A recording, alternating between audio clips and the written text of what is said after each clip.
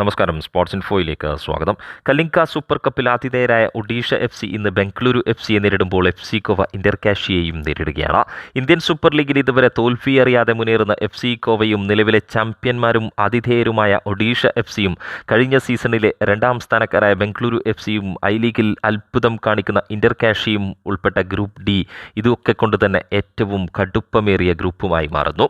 നിലവിൽ Indian super ലീഗിൽ മോശം ഫോമിൽ തുടരുന്ന ബംഗളൂരു FC പരിശീലകൻ സൈമൺ ഗ്രേസിനെ മാറ്റി പുതിയ പരിശീലകനായി സരഗോസയെ നിയമിച്ചതോടെ വലിയ മാറ്റങ്ങൾക്ക് തയ്യാറെടുക്കുകയാണ്.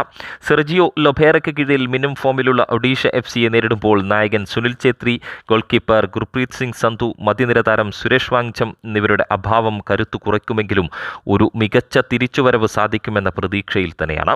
ട്രാൻസ്ഫർ വിൻഡോയിലൂടെ മികച്ച ആഭ്യന്തര വിദേശ സൈനിങ്ങുകൾക്കായുള്ള ഒരുക്കത്തിലാണ് ടീമെന്ന് പുതിയ പരിശീലകൻ സരഗോസ തന്നെ പറയുമ്പോൾ ആരാധകരും ഏറെ ആവേശത്തിലാണ്.